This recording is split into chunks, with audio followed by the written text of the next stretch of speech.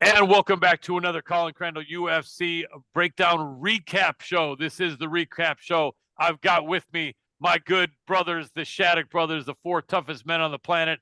I'll be the fifth or maybe a little bit behind that, but part of the team. Happy to be part of it. The West Coast, East Coast connection. We got everyone here. We are going to talk about UFC 295, that amazing show from Madison Square Garden. You guys watched us do our breakdown. We've got all the thoughts that we have on our picks, and we have the master, the wizard of the post-fight prediction, Chris Shaddock, giving here his explanation about how my crystal ball, bro. The crystal ball, the magic 8-ball, as it used to be years ago, to see why he thought what was going to happen did happen, or if anything surprised him. So we did 4 fights, and we'll probably try to talk about a couple other time permitting, but let's just jump right into it from the lowest to the highest. We'll save the best for last, and let's go to the first one we talked about, Benoit Saint Denis against Matt Frevola. I'll start on this one. I hoped Matt would win. I wasn't super confident, but I was cheering for the American. I thought he could possibly starch him on his feet. The grappling, I feared a little bit, was in the favor of Saint Denis. Saint Denis had been looking like an absolute killer, super balanced fighter, taller, slightly bigger guy at the weigh-in, but definitely a good fight. And, Frevola didn't disappoint. He was absolutely in that fight until he wasn't. And this guy, Saint Denis, looks like the French Terminator as far as I can see. Now, I realize that my view might not be what all of you are watching, but my view is going to be clockwise or counterclockwise, and I'm seeing the following. So we'll start with what I see. Coach Scott Shaddock, what do you think? Remind people of what you said, because I picked Frevola, although I wasn't that super confident, but I picked him. I was wrong.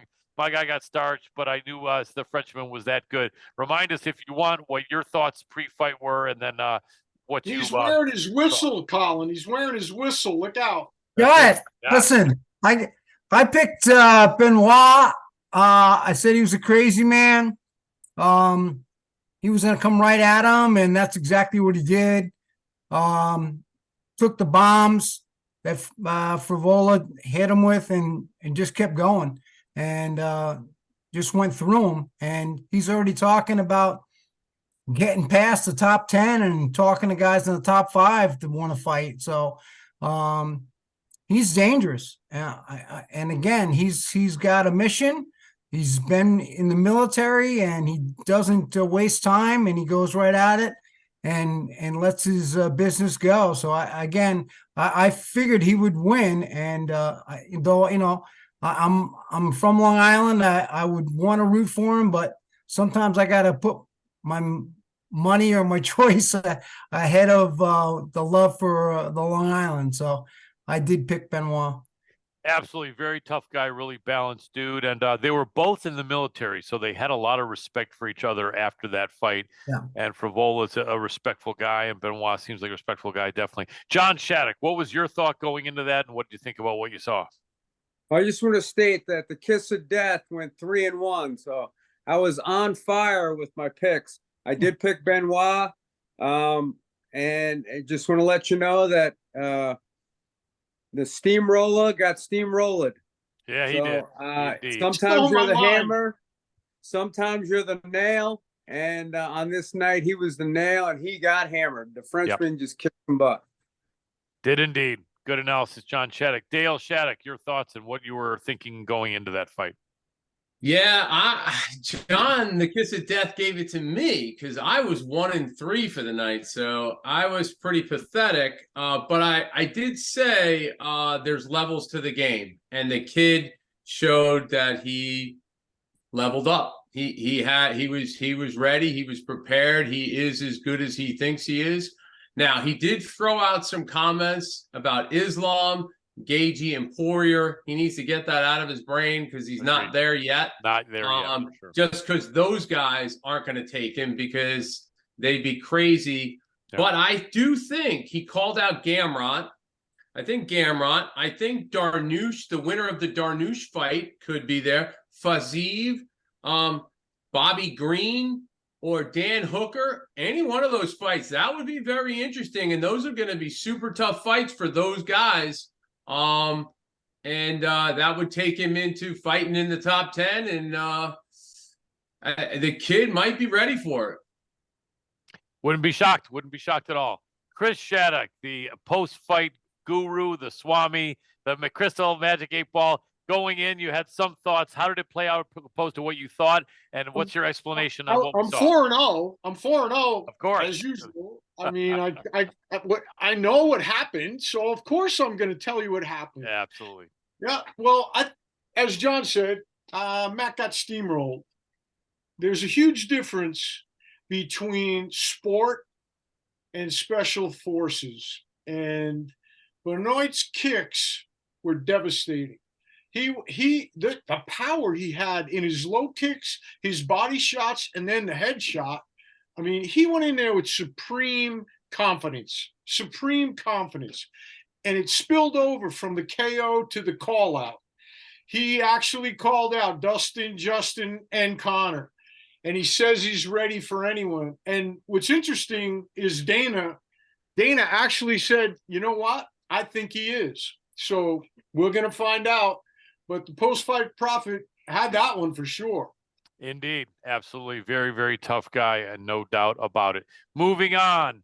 Jessica Andrade and Mackenzie Dern. So I'll start this one again, and then I'll go last in the last two.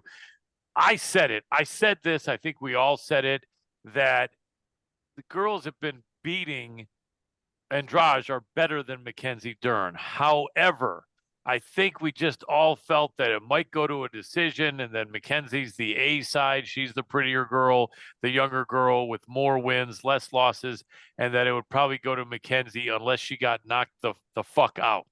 And I did end up going with Mackenzie, but I was very aware she could get knocked the F out. And it was proven right here. This was a big, big test for Mackenzie, and she did not get an A or a B or a C or a D, maybe a D minus or F. She was in it, and then she kept getting knocked down, and it almost seems like Jessica didn't even want to hurt her anymore. Just kept saying, sit down, please, so I don't have to knock your teeth out. We're fellow Brazilians. And that was that. And Andrade is tough. And take out some losses at 125. She's not doing terrible at 115. She's very strong at that weight. Although at 32 years old, at some point it's going to get to be harder and harder for her to make that weight, even though she's short. But is what it is. Back to the drawing board for Mackenzie Dern. On that card, we also had Tabitha Ricci, the Instagram model from Brazil, who always does her weigh-ins with a bikini and looking fabulous. And I'm thinking now, making the battle of the baddies as far as sexy fighter girls, make Mackenzie fight to the loser, Tabitha Ricci, and see who can out-sexy who could be big, bad, sexy out of the two of them. And I know some people will say, oh, don't say that about the women's MMA fighters. I don't talk about that too much, and I never make any type of comments, but we can't be special snowflakes. I'm not saying anything disgusting or provocative or anything. Both pretty girls, both sexy girls. They both have great bodies. That's also partly how you get fans. And if anyone doesn't like it, then I'm sorry. But the two pretty girls, sexy girls, wouldn't mind seeing Mackenzie Dern versus Tabitha Ricci next.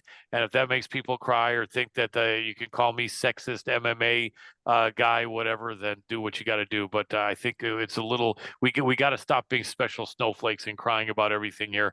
I could have said the same comment in 1953 and no one would have got mad. 1973 and 1993. So can't get mad now. There's no room for political correctness in this. Exactly. Right. So, anyway, that's it. But they're both good fighters and I respect them both. But they're definitely cutie pies as well. And that's just a fact. Coach Scott Shaddock, what do you think? Mackenzie Dern, what was your prediction and what did you think about what you saw? Prediction was pain. That he was going to sub her. Yeah. And that didn't happen. Main reason on that is that she didn't want to fight. Right. She didn't want to get hit. And every time, even just a blunt punch, she shied away from it. Maybe because she wasn't back with Perillo, working with Perillo on her hands. But the main thing is that she wasn't ready to get in there and fight. She almost got her subbed in the beginning, but she failed and in that first round, and then after that, she just waited to get knocked out. Yep. Pretty much it. Speaking about a blunt, I heard Snoop Dogg was smoking a blunt as he watched that fight, and that one of the girls might have been smoking a blunt afterward, but we can't say which one. But there's that. John Shaddock, what was your thought going into that fight? The jiu-jitsu. He should have smoked it before the fight. He probably did. Right. Maybe during. I did predict again, Andrade. And DC kept talking about Dern being a specialist, which at jiu-jitsu she is. But she quickly found out you don't tug on Superman's cape, you don't spit into the wind, you don't pull a mask off the old Long Ranger, and you don't strike with Jesse Andrade. So Love he it. just got, she got smashed. I think she should be careful because she wants to keep her Instagram stuff going. She doesn't want to get striking. She wants to go back to the grappling.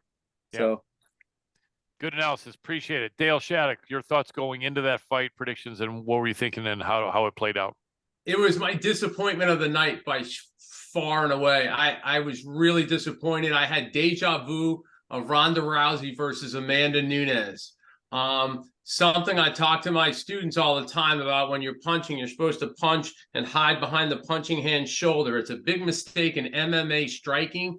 All these guys, they say they're strikers and they stick their chin up like this. And she had her chin out, just waiting for a button to be hit. And she got crushed. And it just reminded me also of Ben Askren and Chris Weidman. We saw Chris Weidman and get the knee to the face by Romero. Yep. And the same thing with Ben Askren. And I don't know where these guys are great wrestlers and who taught them to do this duck down with their head down. And it's another mistake of wrestling versus MMA grappling. You don't put your head down. And if you're boxing or striking, you don't stick your chin in the air. And it was a woman versus a girl. She fought like a girl. And she did not do that against Angela Hill. And that's why I didn't think. I thought she had this because of the submission and the grappling, and she went back to whatever she started out like, with a pretty girl just trying to learn how to fight and sticks her chin out and doesn't know what she's doing. I was surprised at that. I was really shocked. Yeah, so was I. Chris Shaddock, your thoughts going in? You had some thoughts, and afterward we have the expertise. What's your overall feel on that? Jessica made Mackenzie look like an amateur. I mean, I was totally shocked and surprised by Mackenzie's poor striking skills, going along with my brothers, what they're talking about. I mean, her chin popped out like a jack in the box. It was there for the taking, and it got taken. She was flailing. I mean, that was a really, really poor display of not only her defense, but her striking abilities. Both attack and defense was totally amateur-like. And I thought she showed up for a sparring session. She came to spar, and Andrade ambushed her. Short, tight hooks, overhand right, and she came to damage, and she did. Good night, see ya. Good night, nurse, as they used to say, or good night, Irene. Yep. She's got to go back to the drawing board if she wants to be a quote-unquote all-around MMA fight. Yeah, indeed. Absolutely true. Jessica Andrade's a strong girl, though, I tell you what. And just sometimes that power, I think, and then Mackenzie not having that wrestling, and that's a problem, Anyway, continuing on, the one that I called right, although I have an asterisk in the main event, and we'll talk about that. But I said it here. Tom Aspinall, I said, I get a funny feeling, and I'm not even sure why, but I said, I get a funny feeling Aspinall wins this because I said, I think he's the quicker fighter, and I think he's a better athlete. And I was saying, do you think Sergey is going to come out and do what he always does, which is think he's going to walk his opponent down and then start throwing those somewhat slow but powerful punches and combinations and bobblehead his opponent and beat the crap out of him. And I thought if he did, and I think both one or two of you guys agreed and said if he does that, Aspinall's going to flatten him. And because Aspinall's a very good counter puncher. And I think Sergey was a little careful, but I think Sergey really just, in a way, Sergey seemed like he was locked into his game plan, which had worked for his last 6 fights. And in a way, it seemed like he may have been a little bit too hesitant. But whatever it was, he kind of came at him and he kind of threw a couple of kicks, actually. And then he just kind of was like, okay, I'm done with this waiting. I'm just going to go in there, and then bam. And it's funny. And between us, all 5 of us, we've been watching fights for 230 years or something like that. And I can't tell you how often you see it. It just seems like when it's a battle against 2 guys, it's either going to be just a knockdown, drag-out war that goes the distance or close to it, or someone catches the other one quickly, especially when it's heavyweights. And you know what?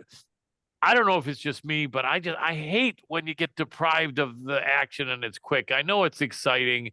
I know it's great. I know it's exhilarating, especially for the guy that does it. But I wanted to see them go back and forth and see whose cardio is better and see who could take the more punishment and this and that. We didn't get to see it, but my guy won. I'm happy. Ring out a God Save the King.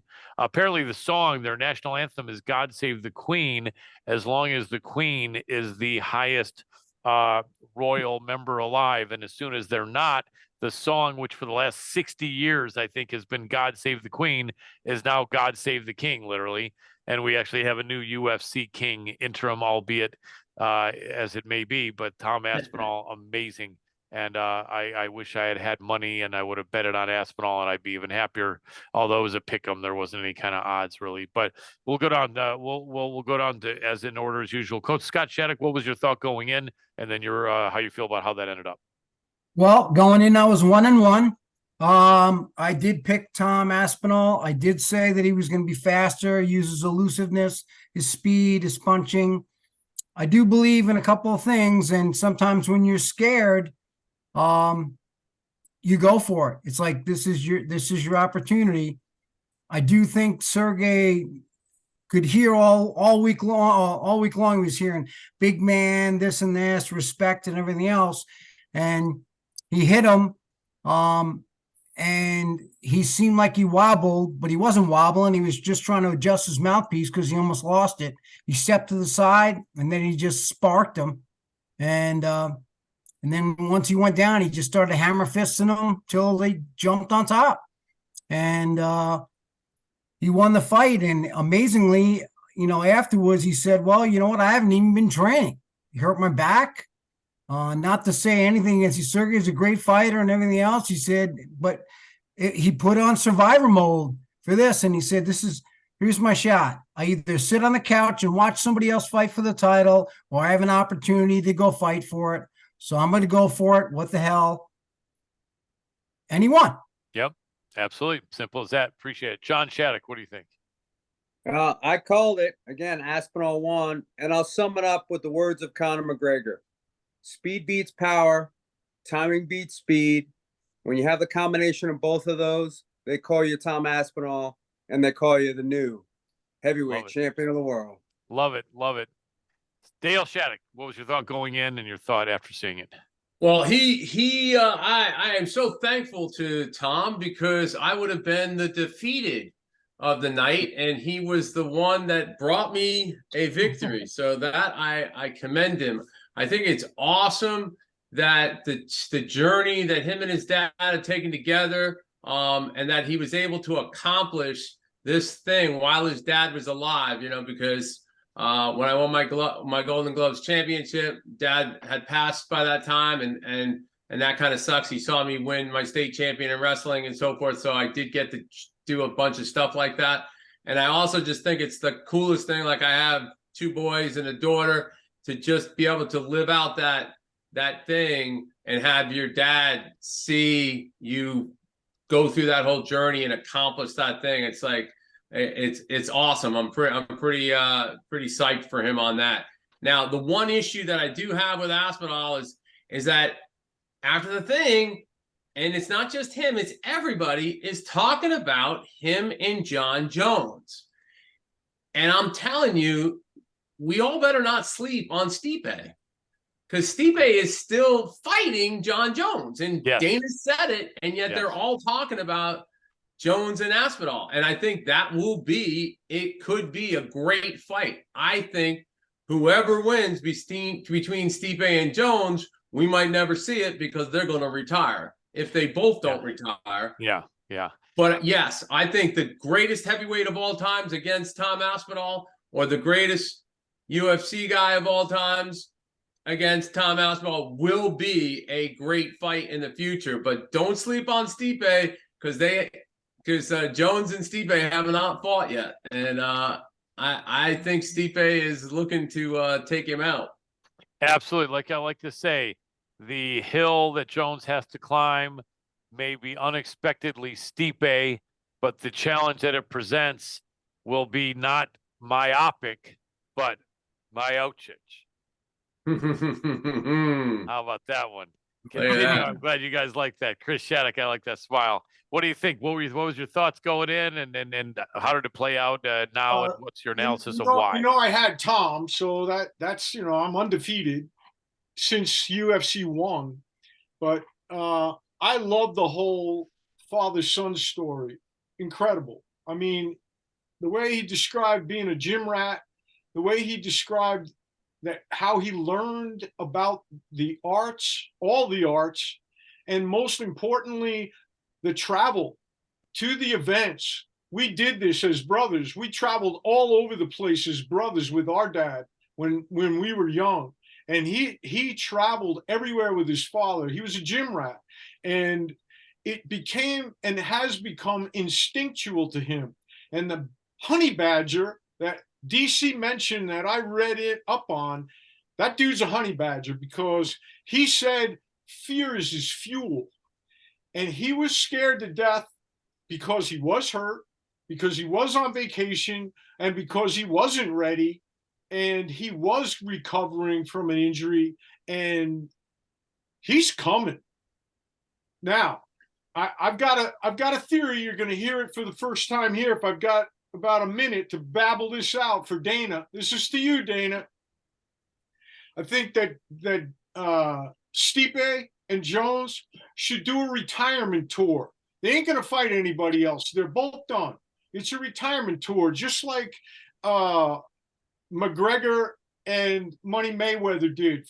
Four places. Go promote the heavyweight, the final match between the old generation, Stipe and John Jones. In the background will be Tom versus whoever they bring in to be his next guy, whoever that guy is. But then there's a real twist. And that real twist is, in the post-fight press conference, Dana talked about his relationship with Deontay Wilder. And Deontay Wilder wants to be an MMA fighter, and he's a heavyweight, and he's a big boy. Well, so isn't Tyson Fury a heavyweight, and has wins over Deontay Wilder. Now, but they both now want to be MMA fighters. So what better setup to have on the same card at Madison Square Garden next year, while everybody heals, those guys learn how to be MMA fighters. Dana has he has all the best heavyweights on the planet at Madison Square Garden at the same time, fighting. Two are fighting to prove that they're the great fighters, street fighters, whatever they think they are, in Wilder and Fury. Then you got the two newcomers that are coming up for the new generation, and then you got the two old generation that are both going to put their gloves down in the center of the ring to get together, win, loser, and they won't be a draw. Like it. Makes sense. In that scenario, I would say things are getting wilder and wilder, with a whole lot of fury and more furious, and as a wild and furious situation to put in some dad humor, as I always must. But yeah, it would be. You heard that from the post-fight prophet, by the way. Yes, that is direct from the post-fight prophet. I will say this, though, really quick on that. I understand Stipe is going to be 41 years old. If he fights Jones, win, lose, or draw, that's it. I understand him being out.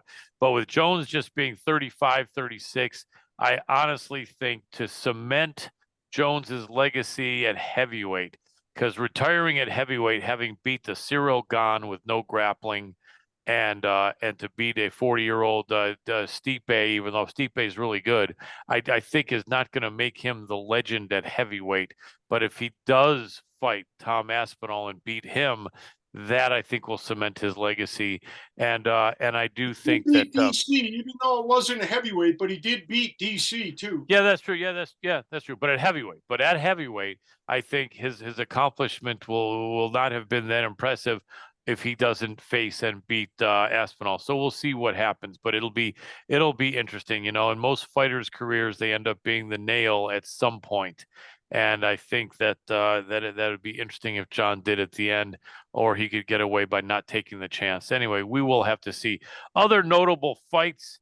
I thought that Jared Gordon from New York came up big there with Marco Madsen. He was losing and getting out wrestled, but he was just the younger, fresher guy. Madsen's about to be 40, and then Jared's 35, and the striking was better. And I think Jared looked impressive there. And Mark is a double tough guy. It's too bad he didn't get started into MMA until his early mid 30s, because he could have been, I think, made a bigger noise. And it looks like now it's going to be difficult. But good win for Jared after having a fight where he was fouled and a fight where he got ripped off. He had this one coming. Double tough guy. A draw between Sadikov and Borichev is what it is. Both tough guys. Lupe Godinez. This is something I know you guys would agree. Lupe Godinez has only been in the UFC for a couple of years. She had a couple of fights where her fight IQ just looked terrible. I have a friend who said, I'll never bet on Lupe Godinez ever again. She fought at like the age of 28. She fought a 38-year-old striker in Angela Hill, and tried like one shot the whole fight and stood with her and got outstruck for the rest of the fight. And she was a 3-1 favorite. And a lot of people are disgusted with that. However, since then, she looks like a killer. She looks like a wrestler. She is a wrestler. And I do feel these girls that are really good wrestlers in the UFC, they're few and far between. There's great male wrestlers in every division. Women don't have very many good wrestlers. Lupe Godinez is one of them, and just the strength advantage she has with the core strength and her explosive strength seems to be shocking to these other girls. And I think the reason, as you guys know from wrestling, is that she's cutting weight. She probably trains with much bigger women or men that are 150 pounds, 160 pounds. And then when she gets in there with a 115-pound girl, it's like a joke. You know, she can ragdoll them, and she frequently does. So she's going to be making some noise. And I think let's Scott talk to you about women wrestling, because he's one of the few men on the planet that has trained top shelf women in wrestling. And tell them what you say, bro. Yeah, go ahead. And what do you think of Lupe Godinez? She looks like she's a threat. Yeah, she's a fighter. She's a fighter, though. Wrestling in general. I don't coach women, and I don't coach men. I don't coach boys. I don't coach girls. I coach wrestlers. And you're going to have people that come in there that have the heart, that have the soul, that have the biggest thing about wrestling for all boys, girls, whatever, is that if you believe in your training, if you believe in your coaches, and the biggest thing of all is if you believe in yourself, that's what's going to pull you through. And I think Aspinall, though his back was hurt, that's what he looked at. He went, you know what? I want to be the world champion, and sitting on the couch isn't going to get me a world title. So go out and fight. Let it go. You know? Definitely, without a doubt. But yeah, the women wrestlers, I think as long as there are very few of them in the UFC, they're good bets. Well, look at Suarez. Suarez is deadly. Oh, She just got done with what's her name? It just wrestled. Just went up against Mackenzie Dern. Yeah. Crushed her. I mean, just they drag you into deep water. Yep. Yeah, she's very, very tough. I don't think Suarez fought Mackenzie Dern, but she beat Jillian Robertson, and then she beat someone else really good. I tell you what, a Suarez Godinez fight could be very interesting. That would be two really good wrestlers. Suarez is like 4 or 5 inches taller, and I think is the more decorated. Sorry about that. Our first sneeze on our podcast, and it had to be me. It had to be me. Wonderful. It had to be you. Can I ask you a question? Yes. Did we do the main event? Because we No. got Oh, damn, what am I doing? Sorry. Yeah. To me, the fight I was most excited about was Aspinall Sergey. But yeah, well, fortunately, we still have 7 minutes. So continuing on to the main event, Yuri Prochazka against Sergey. Since I did all the other picks on my first, I'll go first again. I had Yuri. I thought he would win. I knew it was a dangerous fight. A stoppage was early, and I know that sometimes it's controversial. I don't like to jump in and have some other jackasses come in when I post something and say, no, dude, what the hell are you talking about? But I felt very strongly this time. And I'd say 80% of the people that commented agreed with me that stoppage was early. Doesn't matter. I don't care the fact that Yuri said, I was out, this and that. Yuri's a gentleman. He's a true warrior. He didn't want to take anything away from Pereira, but he went down. Even if he was out for a second, the impact brought him back too. He wasn't leaning back like this. He was had his arms up a little bit and he was up. The fight was stopped within like a half a second from when his back hit the ground, and the other man was going down with him, but was not a grappler at all.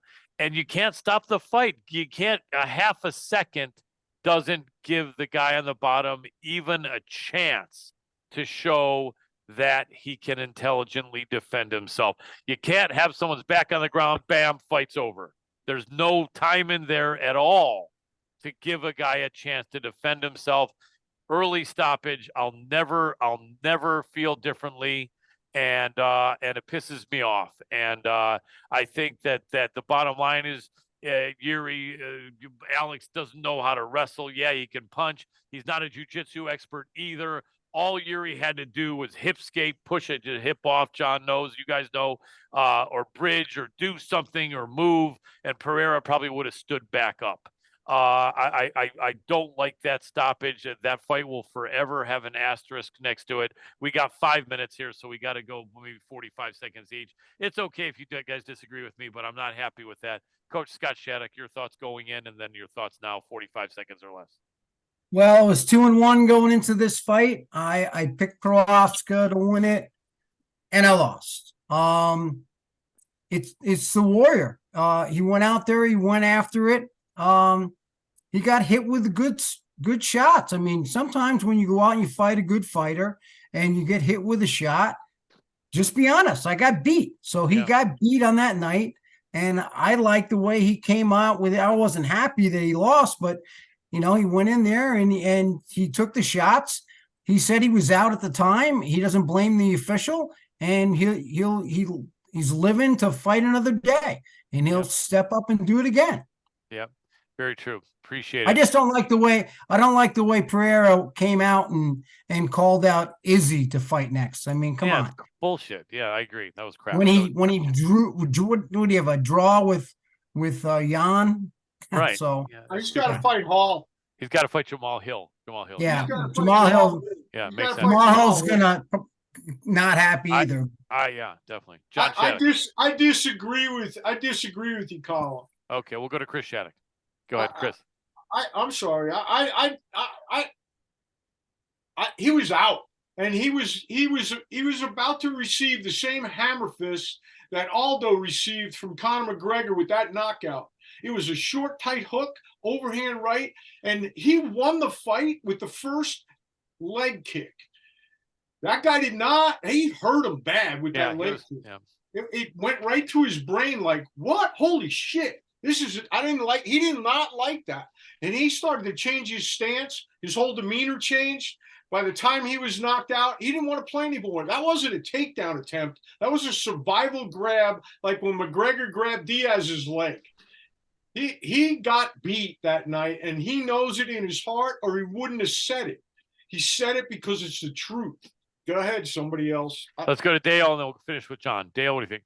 Well, Alexis is a beast. I didn't think, I have to say, all hats off to Jan too, because I think his chin's better than most of us. I think that's the reason that I didn't think Alexis could transfer up to the light heavyweight. He does have the power. Both those guys are tough dudes. Yuri will be back. I think that Alexis's leg kick were the big factor. Whether he was able to get through that knockout or not, he was done, or he would have been done.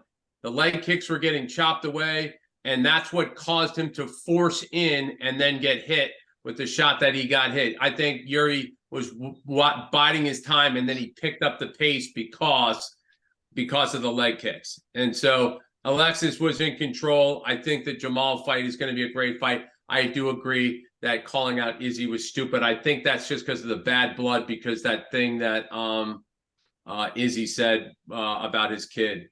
Yeah. So, Gotcha. Appreciate it. We're at 1:30. John Shaddock, give me 30 seconds or 40 at most. Okay. Pereira did what Dern couldn't. He stayed in his lane, kicked the legs, striking, didn't try and grapple, didn't try and wrestle, didn't do something stupid, stayed with it, much a la Ronda Rousey, which again is the kickboxing is what got him there, and that's what he did. The guy's great at it. Stay with it. Yep, absolutely. It'd be funny if Alex loses his next fight by knockout, just like when he won the title with Izzy, and then his next fight he was knocked out. And I'm going to predict that right now. The next fight, Alex gets knocked out. Exact same thing. He's a whole title holder with 0 defenses. But we'll see. I try not to be a hater. Yeah. Anyway, guys, we're going to do this maybe before the next pay-per-view, or maybe once before then, but we probably got 30 seconds left. Shaddock brothers, you guys are the best. You guys won't find more knowledge and more years of knowledge in any broadcast than the 300 years combined of us 5 guys here. Always a pleasure. John Shaddock, Dale Shaddock, Scott Shaddock, Chris Shaddock, you guys are the best. And we will be back and see you guys next time. Enjoy the fights. Stay in shape. Train. Take good care of yourself, everybody. Good seeing you, Colin. Great seeing Bye-bye. you too. Great seeing all you Good guys. job. Peace. Peace. Let's see if this cuts out here before I have to throw too many more punches. Let's see if I can do There the you go. countdown. 10, 9.